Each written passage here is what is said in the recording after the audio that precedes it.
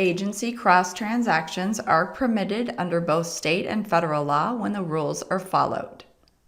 A broker-dealer must disclose to customers a control relationship no matter the capacity in which they are engaged. When making a recommendation in which there is a conflict of interest, the recommendation would be legal if the purchase of these securities is suitable for the client and the conflict is disclosed. Form ADV is filed by investment advisors, regardless of if they are registering at the federal or state level. The investment advisor's firm brochure may include a summary at the beginning of the brochure, but this summary cannot serve as a substitute for the summary of material changes. An investment advisor does not have to disclose all of their financial holdings. Form ADV Appendix 1 is the wrap fee brochure. When an investment advisor refers to itself as a registered investment advisor in its brochure, a statement must be included in the brochure that states that registration does not imply a certain level of skill or training. The investment advisor must file an annual updating amendment to Form ADV with the SEC or state within 90 days of the end of the firm's fiscal year. The firm has another 30 days to deliver the summary of material changes to the clients within 120 days of the end of the firm's fiscal year. The investment advisor's primary disclosure document is Form ADV Part 2A. The firm brochure must be written in a plain English narrative format. The information must be presented in a very specific order. The firm brochure must be delivered to all new clients when they sign a contract. On an annual basis, the client must be notified of the material changes in the brochure and how to get a full brochure, but the full brochure does not have to be delivered annually. Investment advisors are not required to deliver a summary of material changes to their clients when there has been no material changes since the last summary or brochure delivery. Delivery of the firm's brochure and brochure supplement do not need to be made in the following situations: clients who are investment companies and clients who receive only impersonal investment advice and who pay less than $500 in fees per year. The firm brochure and brochure supplement may be delivered electronically if the rules are followed. The firm's brochure can be a copy of the Form ADV filing Part 2A, or it can be a document that contains the same information. A federally registered investment advisor's Form ADV Part 2A must include their balance sheet when they require or solicit prepayment of more than $1,200 in fees 6 months or more in advance. A state-registered investment advisor's Form ADV Part 2A must include their balance sheet when they require or solicit prepayment of more than $500 in fees per client 6 months or more in advance. The disclosure document that an investment advisor representative must give to clients describing herself is called Form ADV Part 2B, or the brochure supplement. The brochure may be given to clients in person or it may be delivered electronically. The SEC has a rule where access equals delivery, so that when a client has internet access, there is no physical delivery rule. Material information must be disclosed promptly to advisory clients. Currency transaction reports are filed with FinCEN electronically on Form 112.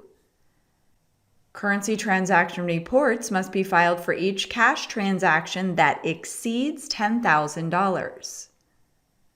CTRs must be filed for cash transactions in excess of $10,000 that are used to pay off loans, electronic funds transfers, and using cash to purchase certificates of deposits, stocks, bonds, mutual funds, and other investments. Margin account agreements must be received from the client promptly after the initial transaction in the account. Option account agreements must be received by the broker-dealer within 15 days after the account has been approved for options trading. Form CRS Customer or client relationship summary must be prepared by SEC-registered broker-dealers and investment advisors. Form CRS can be no more than 2 pages long. Form CRS must be filed with the SEC using the CRD or IARD. The firm must post its current relationship summary on its public website if the firm has one. The information provided in Form CRS must be true and accurate. Form CRS must be written in plain English and follow the specific requirements established by the SEC.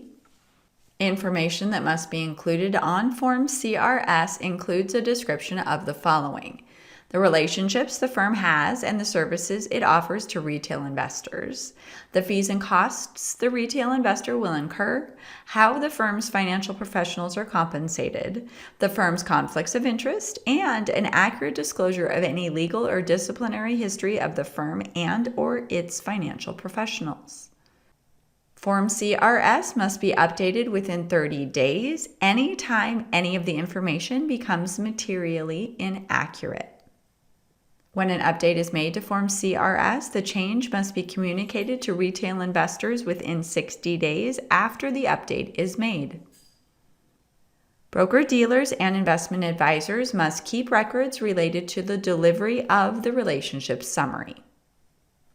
Broker-dealers must deliver Form CRS to new retail investors before or at the earliest of entering into an investment advisory contract with the retail investor, a recommendation to a retail investor of an account type, a securities transaction, or an investment strategy involving securities, placing an order for the retail investor, and the opening of a brokerage account for the retail investor. Broker-dealers are required to provide all retail customers with a written notification at account opening of all service and maintenance-related fees. This fee disclosure does not include the following: commissions, markups, and markdowns or advisory fees. It would include account maintenance fees, custody fees, late settlement fees, issuance of stock certificate fees, transfer fees, wire fees, interest on margin accounts, and postage and handling fees. Commissions, markups, and markdowns and advisory fees are required to be disclosed as well, but not in the broker-dealer's fee disclosure document.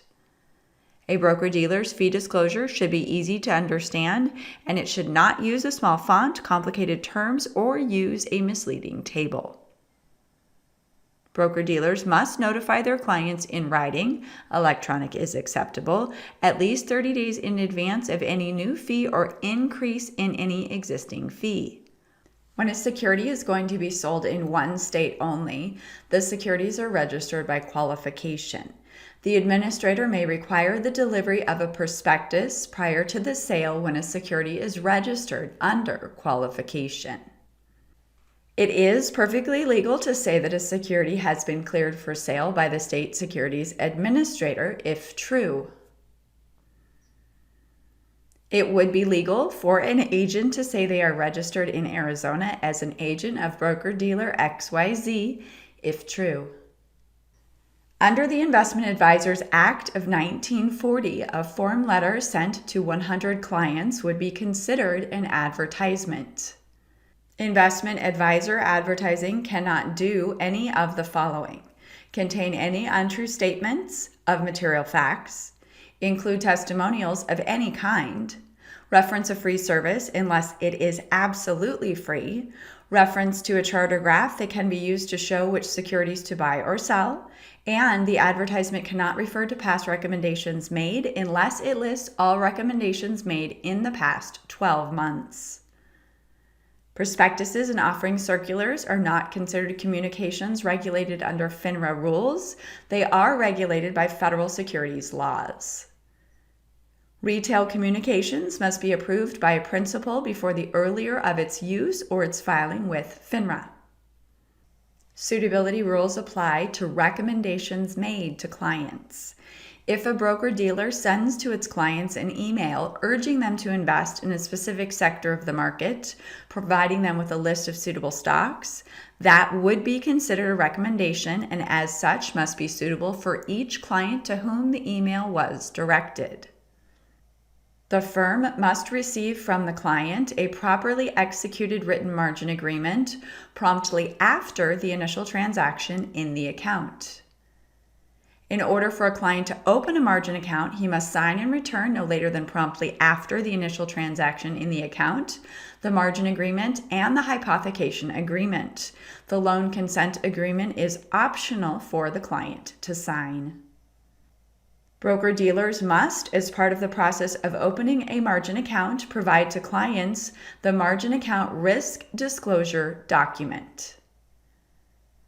Online investors must be very careful for scams. Some of the many red flags online investors should be on the lookout for include the promise of high returns with no risk, no real information on the website, and there is no written information, prospectus, available. The broker-dealer must receive from the customer a written agreement that states they agree to abide by FINRA rules and that they have received a copy of the current options disclosure document within 15 days of when the account was approved for options trading. Under the Uniform Securities Act, investment advisory contracts must be entered into, renewed, or extended in writing only. An investment advisor or broker-dealer may state that the firm is registered with the SEC if true. Neither the SEC nor the state administrator ever approves a registration, nor do they pass upon the accuracy or adequacy of a prospectus. Any representation made to the contrary is a criminal offense. The administrator never approves or endorses any person or any security. It is legal to say a security is registered at the state level if true. Testimonials are never allowed to be used in an advertisement for an investment advisor, but they are allowed for broker-dealers. In order to share a commission with someone, that person must also be registered as an agent at the same broker-dealer. Proper disclosure to the client is required when the investment advisor charges both a commission and a fee. Charging a fee and a commission is perfectly legal if disclosed to the client. It is perfectly legal for a broker-dealer to charge a reasonable fee for the safekeeping or custody of securities. A broker-dealer who makes referrals to an investment advisor can share in the referral fees only if also registered as an investment advisor. When a client places an order to buy a specific type of security at a specific quantity, the agent is automatically granted discretion over timing and price. They do not need the client to provide them with written discretionary authority. The trade must be placed the same day it was received at the best price the market will bear. There are two types of written discretionary authority, limited and full. Discretionary authority to a broker-dealer or agent must always be in writing. In order for a spouse of a client to place a trade, they must have written third-party trading authority. Investment advisors are allowed to exercise discretion based on oral authority, so long as they receive written discretionary authority within 10 business days after the first trade placed pursuant to oral authority. A trustee may be anyone of legal age and sound mind. There are not certain percentages of asset allocation recommended under the Uniform Prudent Investor Act. Fiduciaries are governed by the Uniform Prudent Investor Act. Under the Uniform Prudent Investor Act, the advisor is evaluated in the context of the total portfolio and as part of an overall investment strategy with risk and return objectives that are reasonably suited to the trust. Investment advisors and investment advisor representatives have a fiduciary responsibility to their clients and must make sure that all recommendations made are suitable for their clients. When making investment recommendations to a client, they must be suitable for the client based on many factors, but first and foremost would be their investment objective. An investment advisor is never allowed to disclose client information unless the client has given permission or as required to do so by law. The following are unfair trade practices: establishing fictitious accounts, selling away, and splitting commissions with someone who referred the client. An investment advisor may have conflicts of interest so long as they are disclosed to the client. When a recommendation to clients includes the purchase of shares of an issuer, and this issuer owns the broker-dealer, this is a conflict of interest that is allowed with proper disclosure to the client. Blanket recommendations where you suggest the same security to all of your clients are never suitable for everyone, thus it would be considered a dishonest or unethical practice. Churning is trading that is excessive in size or frequency and is done to generate a commission. Churning is a prohibited practice even if the client approves the trades in advance. It is impossible to state all facts concerning a security. Stating all material facts is always a sound business practice. Under the Investment Advisors Act of 1940, access persons are required to disclose their personal trading positions to the SEC. They meet this requirement by filing the following reports with the SEC: an initial holding report within 10 days of becoming an access person, quarterly transaction reports within 30 days after the end of a calendar quarter, and annual holdings reports. Access persons include an investment advisor's directors, officers, and general partners. In general, investment advisors are not allowed to borrow money from customers. There are 3 types of customers that an investment advisor may borrow money from: a bank, a broker-dealer, and an affiliate. Affiliated companies, such as broker-dealers, banks, and insurance companies, may share customer information so long as they publish their sharing procedures and give the clients the opportunity to opt out of the sharing, and the client does not choose to opt out. Selling away and churning are both prohibited practices under the Uniform Securities Act, but they are not forms of market manipulation. Matched orders and wash sales are forms of market manipulation prohibited by securities laws. Matched orders occur when parties within the securities industry agree to buy and sell securities among themselves so as to create the misleading appearance of active trading. Affecting securities transactions by means of manipulative device, such as affecting transactions in a security which involve no change in beneficial ownership, is called market manipulation and is a prohibited practice. Posting a false tweet to influence the price of a stock is considered fraudulent activity. The pay-to-play rule that exists under the Investment Advisors Act of 1940 applies only to federally registered investment advisors and their covered employees.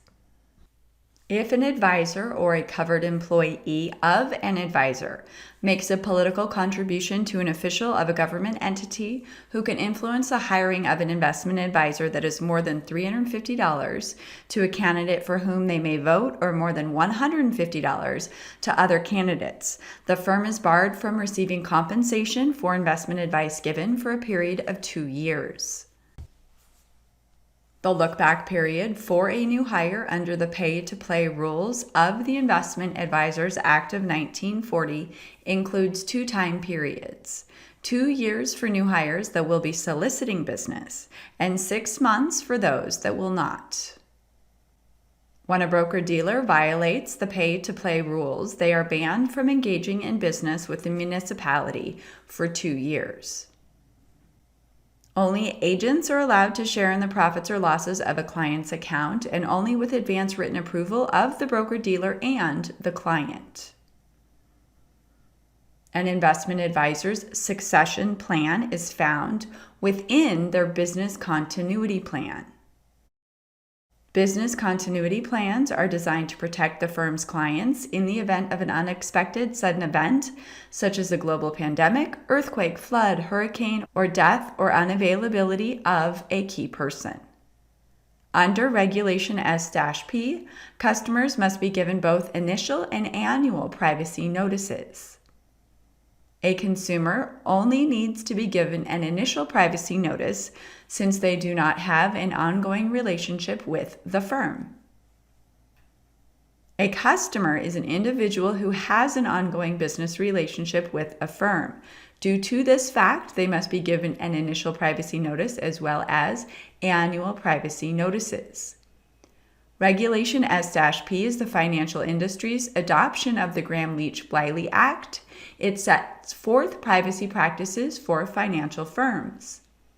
Under Regulation S-P, customers of financial firms must receive an initial privacy notice when the account is opened and again annually. Regulation S-P allows for the sharing of non-public client information with unaffiliated third parties. The client must be allowed to opt out of the sharing. The customer must be given 30 days to opt out of the sharing of non-public information with non-affiliated third parties. Picking up checks in person would not be a red flag for identity theft. The SEC has stated that requiring customers to send a letter to the firm in writing to opt out of sharing is not a reasonable means of opting out. When a firm backs up client data, they should make sure that it is encrypted. Identity theft programs' main focus should be on identifying, detecting, and responding appropriately to all red flags. Identity theft regulations focus on personal accounts, not business accounts. Under federal law, the receipt of checks drawn by clients made payable to a third party is not considered custody, and there is no requirement to forward the check within 3 business days. Under state law, the receipt of checks drawn by clients made payable to a third party is considered custody, and the check must be forwarded to the third party within 3 business days. Under state and federal law, if the investment advisor inadvertently receives clients' money or securities, the investment advisor must return the money or securities to the sender within 3 business days. It is illegal for an investment advisor to have custody of a client's money and or securities unless the advisor has notified the administrator that custody is part of the contract and custody is allowed under that state's securities laws. When custody is part of an investment advisory contract, the client must be notified where the money is being held, they must be provided quarterly statements, and the account balances must be surprise audited annually by an independent CPA. The administrator must be told whenever custody is part of the contract, but does not need to be notified as to the location of the money. These are all considered unethical or dishonest business practices of broker-dealers and agents. Withholding shares of an IPO, making unsuitable recommendations, engaging in a pattern of unjustifiable or unreasonable delays in the delivery of money or securities to the clients, and holding free lunch seminars targeting seniors in which investment products are presented. Generally, investment advisory fees are based upon assets under management. Performance-based fees are generally prohibited. Only federally registered investment advisors may charge performance-based fees, and only to qualified clients. Qualified clients include individuals with a net worth in excess of $2.1 million or more than $1 million in assets under management. An investment advisor may never place their own interests above their clients. Broker-dealers cannot trade ahead of customer orders. Hedge clauses, waivers, are unenforceable in court.